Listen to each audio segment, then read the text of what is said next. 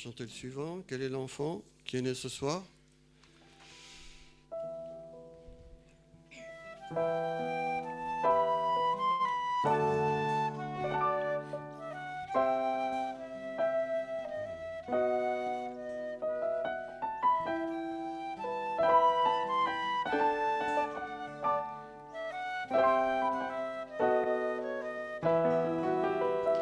Quel est l'enfant qui est né ce soir, inconnu des grands de la terre? Quel est l'enfant qui est né ce soir, que les pauvres ont voulu recevoir? Il suffit d'un enfant ce soir pour unir le ciel et la terre. Il suffit d'un enfant ce soir pour changer notre vie en espoir.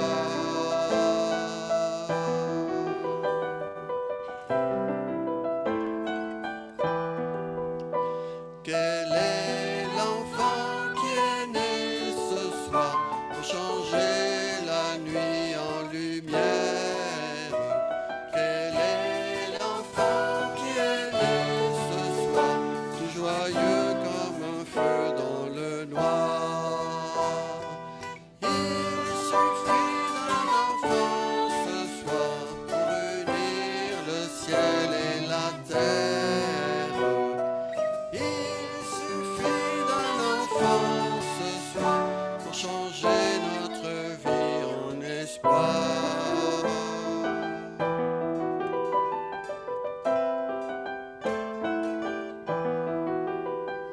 Quel est l'enfant qui est né ce soir, au-delà de toute frontière? Quel est l'enfant qui est né ce soir, sinon Dieu que je peux recevoir? Il suffit d'un enfant ce soir pour unir le ciel et la terre. Il suffit d'un enfant ce soir pour changer notre vie en espoir.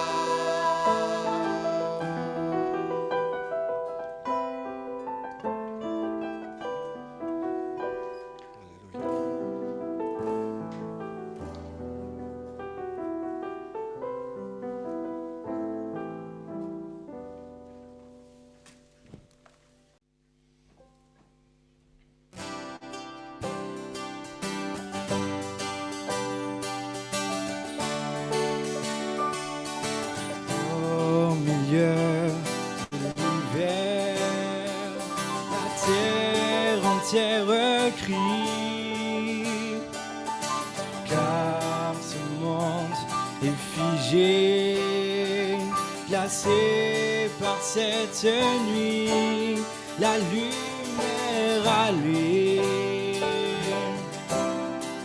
du lit table jusqu'au trône. Pour toujours, il régnera, il régnera. Et pour toujours, il régnera, car un enfant nous est né, le roi des rois, sauveur parfait. Pour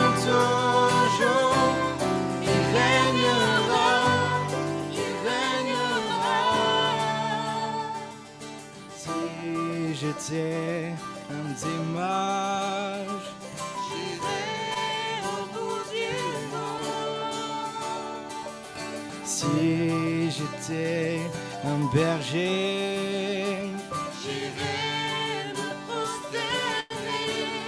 mais moi qui n'ai rien, Je lui offrirai mon cœur. Et pour toujours, il régnera, il régnera. Et pour toujours, il régnera, il régnera. Car un enfant nous est né, le roi des rois, sauveur parfait. Et pour toujours, il régnera, il régnera. Au sein de la mangeoire est né, lui qui fit le monde entier. L'enfant Dieu vient nous sauver. Jésus le Messie, dans nos espoirs, dans nos peurs, il apparaît, le roi sauveur, l'espoir pour l'éternité. Jésus le Messie, et pour toujours, il régnera, il régnera. Et pour toujours, il régnera, il régnera. Car un enfant nous est né, le roi des rois, sauveur parfait. Et pour toujours, il régnera, il régnera. On va reprendre car un enfant. Car un enfant nous est né, le roi des rois, sauveur parfait. Et pour toujours, il régnera, il régnera. Seigneur, tu es notre roi, tu es notre sauveur, Seigneur mon Dieu. Nous avons tant besoin de toi chaque jour, Seigneur mon Dieu. Merci, Seigneur, pour ces instants, Seigneur mon Dieu. Tu nous donnes, Seigneur mon Dieu, cette force, cette paix, Seigneur, dans notre cœur. Merci, Seigneur mon Dieu, pour ces temps de louange, d'adoration, Seigneur mon Dieu. Merci, Seigneur, pour ce que tu vas faire, Seigneur, encore. Bénis, Seigneur, la parole de Dieu, Seigneur, qui va être annoncée, Seigneur mon Dieu. Qu'elle puisse rayonner dans nos cœurs, Seigneur mon roi. Merci, Seigneur, pour ce que tu vas faire, Seigneur mon Dieu. Amen. Louange à toi. Je vous propose de louer le Seigneur. On peut se lever ensemble et louer. On va louer ensemble le Seigneur. On célèbre la venue de Jésus. Seigneur, tu es vivant, Seigneur, et nous voulons te louer, t'adorer. Louange à toi. Merci, Seigneur, parce que tu es venu, Seigneur, comme un simple homme, et nous pouvons t'adorer, te louer pour tout ce que tu as fait pour nous. Tu as fait de grandes choses. Nous sommes convaincus, enracinés dans la foi, qu'un jour tu reviendras, Seigneur. Tu reviendras nous chercher. Louange à toi. Alléluia. Louange à toi, Jésus. Alléluia.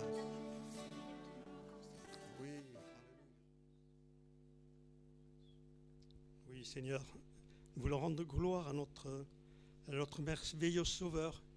Et je vais vous lire un passage dans Matthieu, dans 1 Matthieu, à partir du chapitre du verset 18.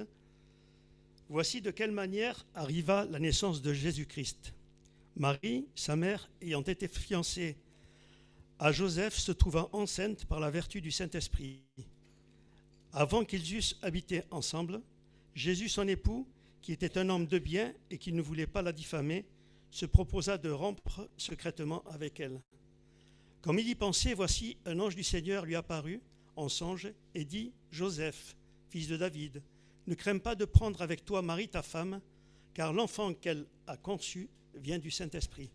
Elle enfantera un fils et tu lui donneras le nom de Jésus. C'est lui qui sauvera son peuple de ses péchés. » Tout cela arriva afin que s'accomplisse ce que le Seigneur avait annoncé par le prophète. Voici la Vierge sera enceinte, elle enfantera un fils et on lui donnera le nom d'Emmanuel, ce qui signifie Dieu avec nous. Seigneur, oui, nous voulons te remercier, Seigneur, de ce que Seigneur, nous pouvons dire Dieu avec nous. Seigneur, de ce que tu es ressuscité, Seigneur, et par cette mort, Seigneur, sur la croix, Seigneur, tu as fait de nous, Seigneur, de nouvelles créatures.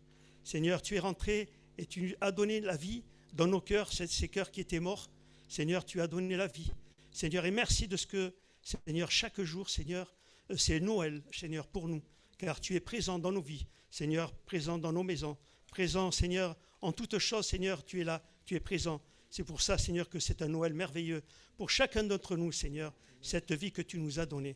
Seigneur, merci pour ces instants que nous partageons, Seigneur, tu bénis ce pain et ce vin, Seigneur, qui sont ces emblèmes, Seigneur, de ton sacrifice sur cette croix. Seigneur, tu bénis chacun d'entre nous, Seigneur, et que ta grâce, ta bénédiction soit notre partage, Père. Amen, Seigneur, merci. Voilà, j'invite mes frères et sœurs qui sont passés par la croix,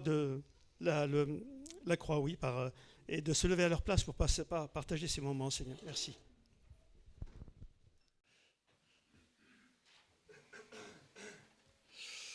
Voilà, on va vous chanter un chant qui s'appelle « Berceuse du Christ nouveau-né ». En anglais, c'est « Christ Child Lullaby ». Et les paroles sont un peu particulières, on n'est pas habitué. En fait, c'est simplement parce qu'on se met, donc celles qui vont chanter se mettent à la place de Marie, en fait. Voilà, c'est pour ça que les paroles sont aussi particulières. Et c'est un chant qui n'est pas trop facile à chanter, donc soyez miséricordieux. Et vous pouvez entonner les Alléluia avec nous. Donc si vous percevez un peu la mélodie, vous chanterez les Alléluia avec nous.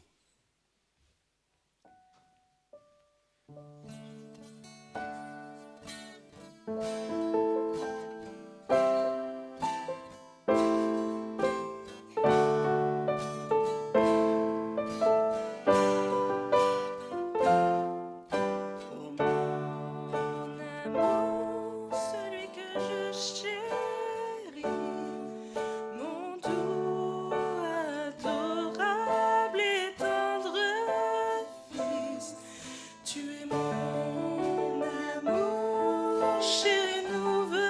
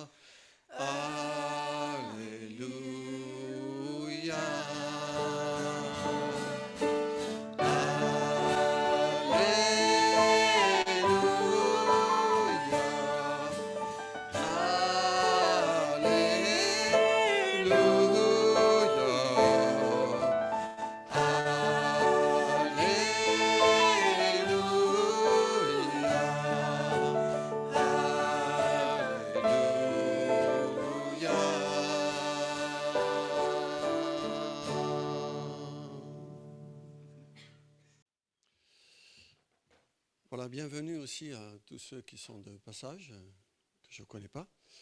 Et bienvenue à Bruno et Irène et leur fille, et leur petit-fils peut-être aussi. Voilà. On est heureux de se retrouver. J'ai une grosse charge d'apporter la parole de Dieu. Donc j'ai choisi de continuer sur le thème de Noël, de la naissance de Jésus, pardon. Et c'est vrai que moi, ça ne me dérange pas en milieu d'année de prêcher la naissance de Jésus. Ça ne me dérange pas du tout. Au contraire, je suis très heureux. C'est tellement important cet événement qui est extraordinaire. On n'a pas l'habitude, on séquence un peu par rapport aux saisons, hein. Mais moi non, ça ne me dérange pas, bien sûr. Et j'ai choisi le thème, ce thème-là, c'est le bébé de Dieu. Je l'ai appelé comme ça, hein. Je trouve que c'est un joli titre. Et on va lire donc dans Matthieu chapitre 2, versets 1 à 3. D'abord. Alors, tu peux mettre le titre, Laurent? Voilà, le bébé de Dieu.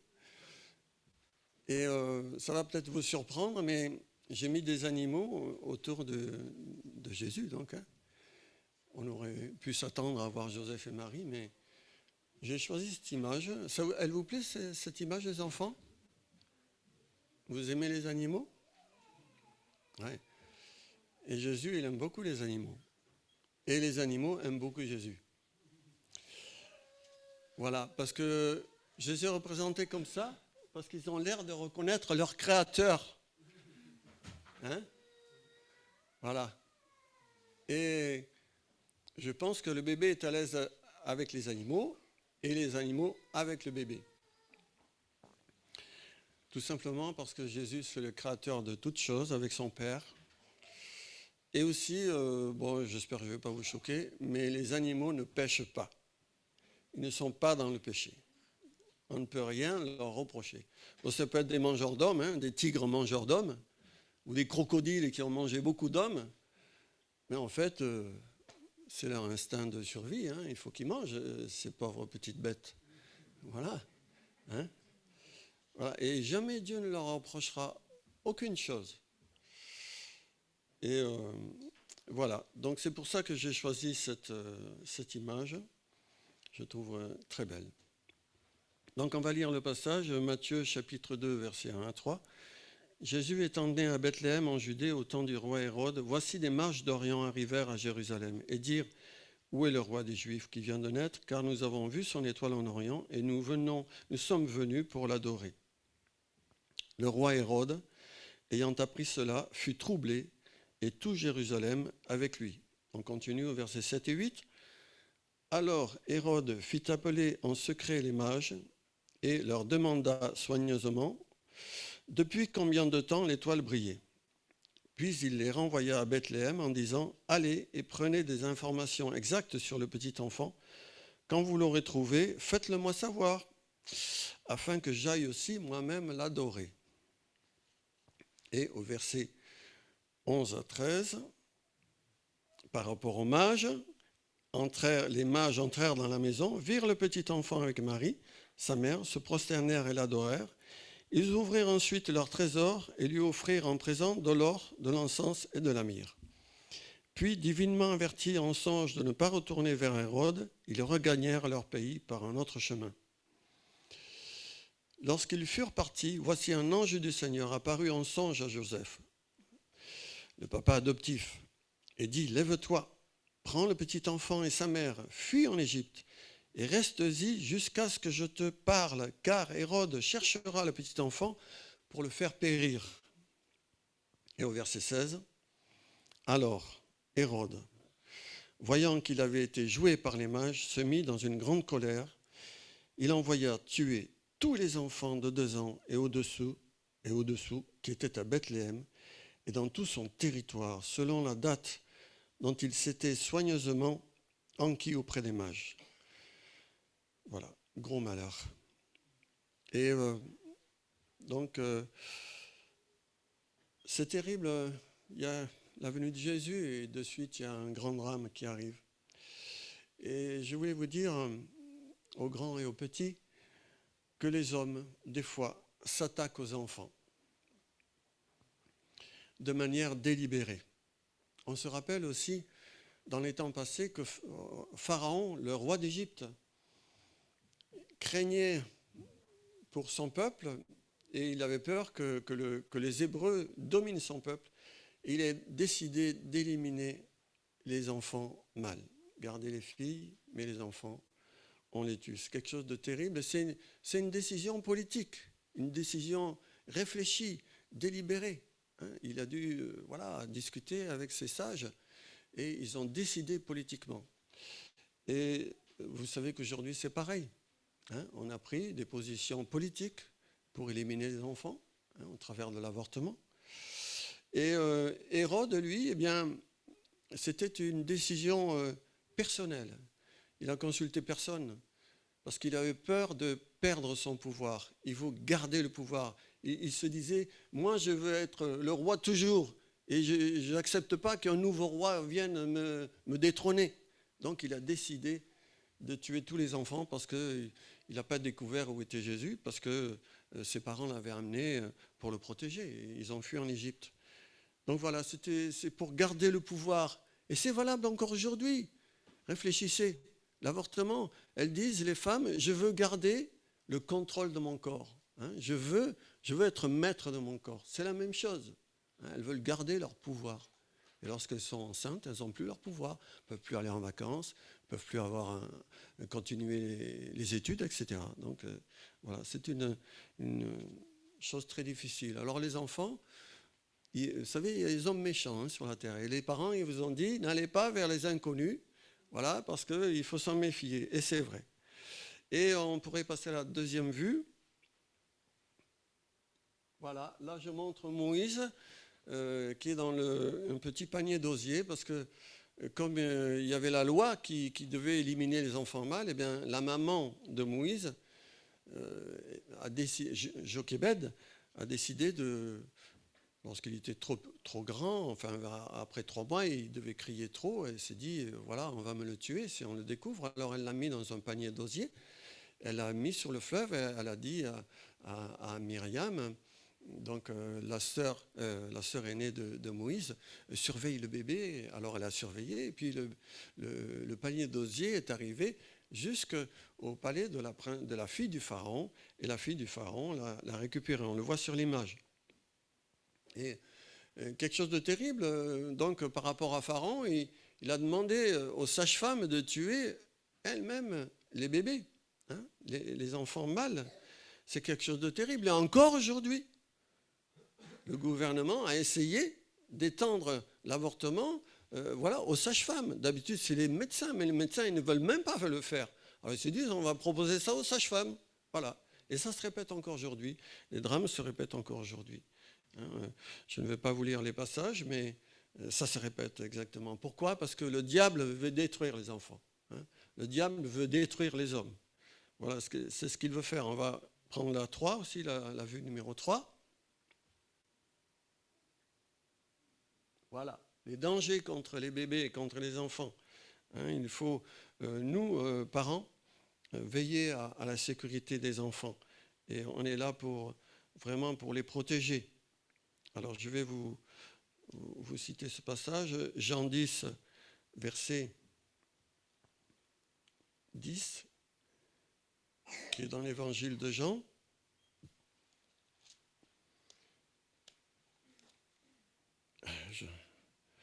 Jean 10, verset 10. Le voleur ne vient que pour dérober, égorger et détruire. Moi, je suis venu afin que les brebis aient la vie et qu'elles soient dans l'abondance. Voilà, les œuvres du diable, on les connaît. Et souvent, les enfants sont en danger. À l'école, sur le plan de l'enseignement, on veut leur dire, non, Dieu n'existe pas. L'homme, il est venu comme ça, par hasard, tout seul. Et puis, en plus, il descend du singe. On sait que le singe descend de l'arbre, mais voilà, les hommes descendent du singe. Et en fait, ils veulent vraiment inculquer de mauvaises choses, de mauvais enseignements aux enfants. Et donc, c'est les parents vraiment à surveiller l'enseignement qui est donné à leurs enfants. et des fois redresser les choses qui sont mauvaises et qu'on leur a enseignées. Donc les enfants sont en danger, et comme les grands aussi. Alors Dieu nous aide à protéger les enfants, mais si nous on ne fait rien, eh bien le diable va les reprendre. Hein. On a vraiment une responsabilité nous-mêmes, et le Seigneur prendra la suite. Donc je vais vous lire un passage dans Matthieu, donc au chapitre 2. Donc lorsque il est averti à Joseph, lorsqu'ils furent partis, voici un ange du Seigneur apparut en songe à Joseph et dit, lève-toi, prends le petit enfant et fuis en Égypte. Le Seigneur fait quelque chose. Mais Joseph, il faut qu'il se lève. Hein. Il ne faut pas qu'il reste au lit, oh, je sommeille. Non. Il s'est levé de suite. Il n'a pas attendu. Il a pris son épouse, l'âne, l'enfant, voilà, avec peut-être ses outils de charpentier, et ils ont fui en Égypte. Et nous avons des choses à faire.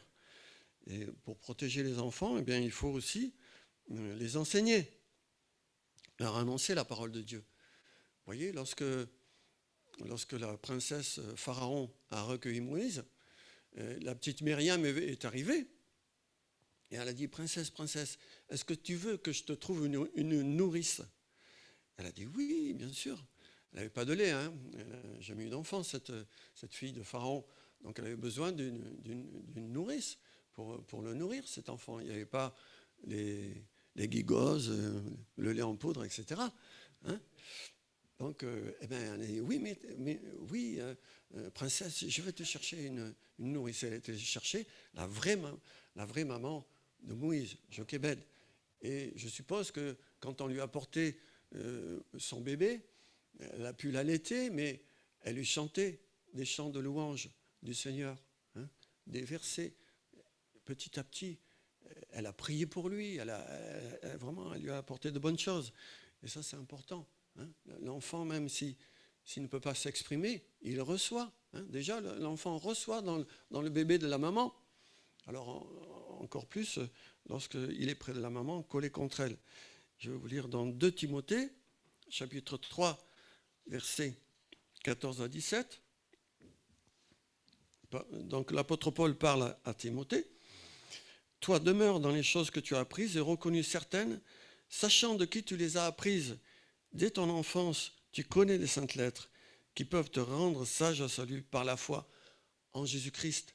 Toute écriture est inspirée de Dieu et utile pour enseigner, pour convaincre, pour corriger, pour instruire dans la justice, afin que l'homme de Dieu soit accompli et propre à toute bonne œuvre.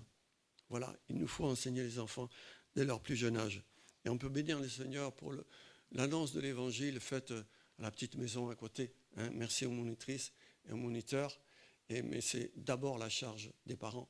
On peut raconter des histoires, pas leur faire apprendre des versets par cœur, c'est un peu difficile pour les petits peut-être, bien qu'ils puissent apprendre des poésies à l'école, mais on peut surtout leur raconter des histoires et les enseigner, les avertir. Alors je vais la vue 5, numéro 5, la suivante. Alors ça, je l'ai déjà dit, donc l'autre. Voilà, le pouvoir des enfants. Et lorsqu'on a chanté cette berceuse, hein, on dit que Jésus était fragile en fait. Et il a été parlé du Tout-Puissant, très saint, mais en fait c'est un bébé fragile. Alors quel est son pouvoir? Quel est le pouvoir des enfants? Parce que moi j'estime que les enfants ont un pouvoir, et Jésus avait un pouvoir. Alors, premièrement, ce que j'ai vu, eh bien, on y voit la gloire de Dieu. Vous n'êtes pas d'accord avec moi? Moi, j'y vois la gloire de Dieu. Lorsque je vois la création, les animaux, toute cette belle nature, mais lorsqu'on voit un enfant, on y voit la gloire de Dieu qui resplendit. Une deuxième chose, les enfants nous responsabilisent. Hein, on prend des responsabilités, on ne se laisse pas aller. Ils nous poussent à l'abnégation. On s'oublie soi-même pour les enfants. Et ça, c'est extraordinaire aussi. Voilà. Et on est conscient qu'il faut leur donner le bon exemple. Donc, finalement, on est obligé de se surpasser. Voilà. Et des fois, bien, on est découragé, on n'en peut plus, bien, on se surpasse. Et de voir notre enfant, bien, ça nous encourage à continuer. Bien sûr, on a aussi la parole de Dieu, la prière. Mais je crois que les enfants ont un pouvoir sur nous. Un pouvoir positif. Même si des fois c'est très difficile. Et je voulais lire aussi encore un passage dans Exode, chapitre 2. Exode, chapitre 2, versets 9 à 10. Donc voilà, ça j'en ai déjà parlé, excusez-moi, c'est un petit blanc que j'ai. Et en fait, je me répète, hein, on a aussi la transmission à faire aux enfants. Tout ce que l'on sait, tout ce que l'on a appris dans la parole de Dieu, mais dans notre propre expérience. Voilà, on peut vraiment les épargner de beaucoup de choses, souvent. Donc, l'autre vue, c'est le numéro 6. Voilà, bien sûr. Donc, Jésus, c'est le Sauveur. Hein. Alors, les enfants, est-ce que vous avez vu les images? Lorsqu'on voit cette image-là, qu'est-ce que ça vous dit? Est-ce que le bébé, il peut bouger là? Non, il ne peut pas bouger. Il est prisonnier. C'est ce que dit donc l'évangile de Luc, lorsqu'il fait l'annonce au berger. Alors, où est-ce que j'ai vu ça?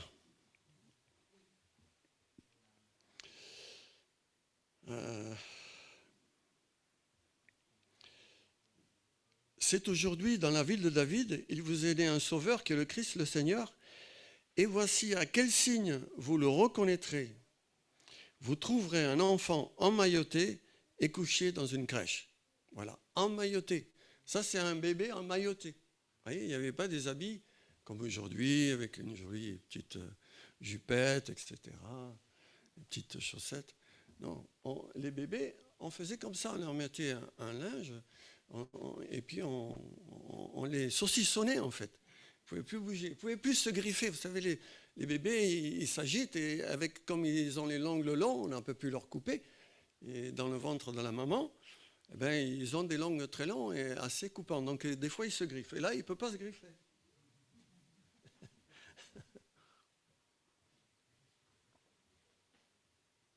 Merci, mon fils prend soin de moi. Voilà. Eh bien, ça, c'est un signe prophétique, en fait. Voici à quel signe vous le reconnaîtrez. Hein, le roi des rois, le seigneur des seigneurs. Voilà, il est saucissonné. Il ne peut rien faire. Il semble qu'il a encore le pouvoir. En fait, je l'ai dit, il a un pouvoir. Même bébé. Et ce pouvoir, il est extraordinaire. Et je vais en parler après. Mais je vais rester sur cette image. En fait, il y a plusieurs endroits dans le Nouveau Testament où il est parlé de saucissonnage. Par exemple, Lazare, lorsqu'il est mort, eh bien, on l'a enveloppé de bandelettes. Vous voyez, on l'a embaumé, on l'a enveloppé de bandelettes. Et Jésus, qui est venu un peu trop tard, d'après Marthe et Marie, eh bien, il a ressuscité Lazare. Et malgré les bandelettes, il est sorti il est sorti de son tombeau. Hein? Vous voyez la puissance de Jésus. Et Jésus aussi, on l'a saucissonné lorsqu'il est mort, lorsqu'on l'a mis au tombeau, ben, on l'a enveloppé de bandelettes. Mais lorsqu'il est ressuscité, les bandelettes étaient à terre et même la pierre a été roulée. Et il est ressuscité. Alléluia. Le Seigneur, il a une grande puissance. Et si ça a été possible, eh bien c'est parce qu'il est passé par la croix. Et là aussi, Jésus, vous voyez, les enfants, Jésus, il était comme lorsqu'il était bébé, il ne pouvait pas bouger. Il a été cloué dans ses mains, dans ses pieds. Il ne pouvait pas bouger. Et il était vraiment livré à la fureur des hommes mais aussi finalement la colère de Dieu parce qu'on était des pécheurs. On était des pécheurs et Jésus est venu pour que nous soyons pardonnés de nos péchés. Et bien sûr, il a subi ces choses. Donc ce bébé emmailloté, c'est aussi un signe prophétique sur Jésus qui va finir son ministère. Mais ensuite, il est ressuscité, il est vivant, il est puissant. Alléluia. Et il peut faire de grandes choses pour nous. Et des fois, lorsqu'on est lié, lorsqu'on est en péché, eh bien le Seigneur, il peut nous délivrer. Il peut nous aider à nous en sortir. Et on va passer à l'autre vue, la numéro 7. Voilà. C'est dommage, il y a les petites guirlandes qui nous empêchent de voir un petit peu. Voilà. Est-ce que vous voyez les enfants? Est-ce que vous voyez le bébé là? Il suce son pouce. Est-ce qu'il y en a qui sucent leur pouce encore? Non? Ça, j'y crois pas. Il y en a qui continuent à sucer leur pouce avec les cigarettes. Vous savez, c'est un peu pareil. Voilà. C'est beau? Ça vous plaît? Magnifique, hein? Voilà. Et je voulais vous dire que Jésus n'a pas été enfanté par le hasard, le fruit de hasard. Il a été enfanté par l'accomplissement des promesses qui étaient dans l'Ancien Testament. Et ces promesses se sont accomplies. Voilà, c'était depuis des temps immémoriaux, j'allais dire. Voilà, depuis plusieurs centaines d'années que Jésus avait été annoncé. Et enfin, il est venu dans le corps de Marie et il est né à Bethléem. Et c'est toutes ces prophéties pour la jeune Vierge, pour Bethléem, là où devait naître le Christ, eh bien, ça s'est accompli.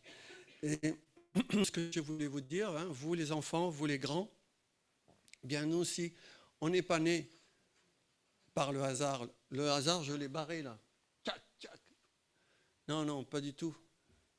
Ce que je voulais dire, c'est que même si dans la procréation, ça les adultes, vous comprenez, même si la procréation n'a pas été faite dans l'amour, si ça a été violent, si ça a été non partagé, eh bien, le Seigneur bénit l'enfant. Alléluia. Le Seigneur bénit l'enfant. Et depuis la naissance, eh bien, le Seigneur, même pas la naissance, depuis notre conception, le Seigneur a les yeux sur nous. Et le Seigneur, il nous voit à travers du ventre de la maman, comme cette photo. Hein, il nous voit. Et je vais vous lire un passage dans le psaume 139.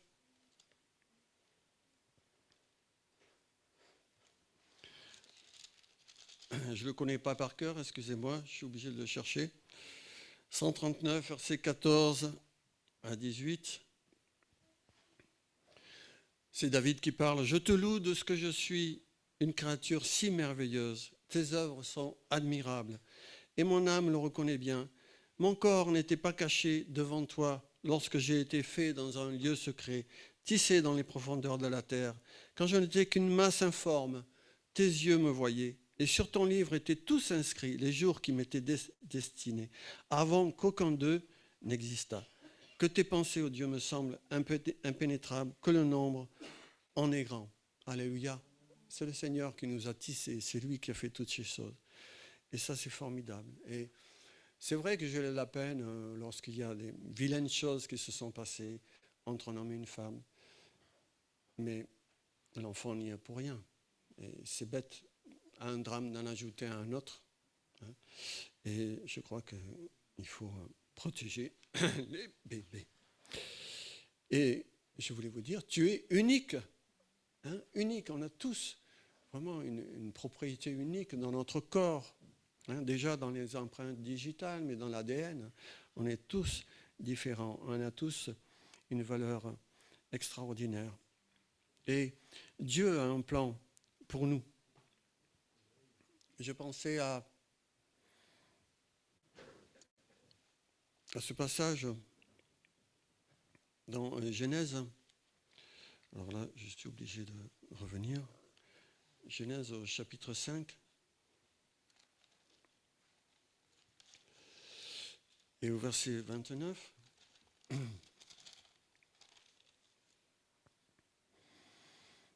Alors, le mec âgé de 22 ans engendra un fils et lui donna le nom de Noé en disant « Celui-ci nous consolera de nos fatigues et du travail pénible de nos mains provenant de cette terre que l'Éternel a maudite. » Voilà, il lui donnait le nom de Noé en disant « Celui-ci nous consolera ». Voilà, la venue de l'enfant suscite un espoir, un soulagement. Et Jésus a suscité l'espoir aussi. C'est la même chose. Il a suscité la foi. Hein, lorsque les bergers ont vu Jésus, c'est l'espoir, l'accomplissement de la promesse, le Messie vient. Et la foi aussi, ça suscite la foi. Et l'adoration. Lorsqu'ils ont vu Jésus, ils ont adoré. Les mages ont adoré Jésus. C'était quelque chose d'extraordinaire. Et Jésus aussi suscite la vocation prophétique. Lorsque Siméon attendait vraiment la venue du Messie, le Saint-Esprit l'avertit, voilà, il est au temple, tu peux y aller. Et Siméon a prophétisé sur la venue de Jésus. Et Anne aussi, la prophétesse, cette dame âgée qui était dans le temple, elle a prophétisé et annoncé le nom de Jésus. Et nous aussi, qui avons des enfants, eh bien, nous pouvons prophétiser sur notre enfant dans notre cœur. Seigneur, je souhaite que mon enfant réussisse. Je prie que mon enfant réussisse. Je me le vois réussir, être un homme doux, paisible.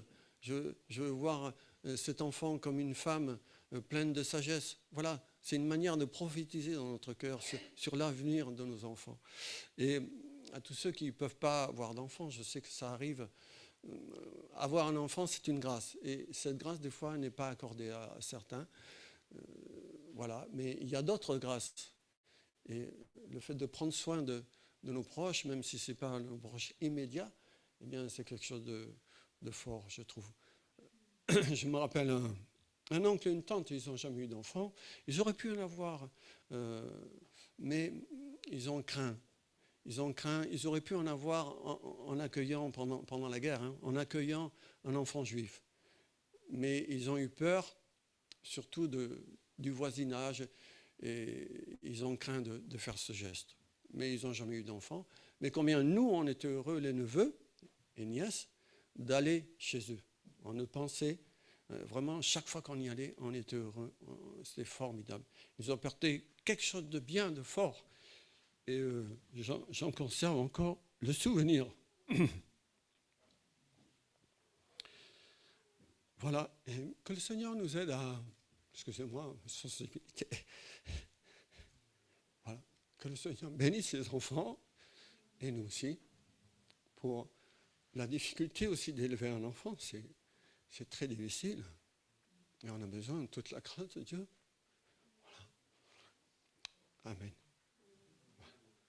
Et je vais demander à Bruno de prier, Seigneur, s'il vous plaît. Tu peux prier pour moi, pour me remplacer.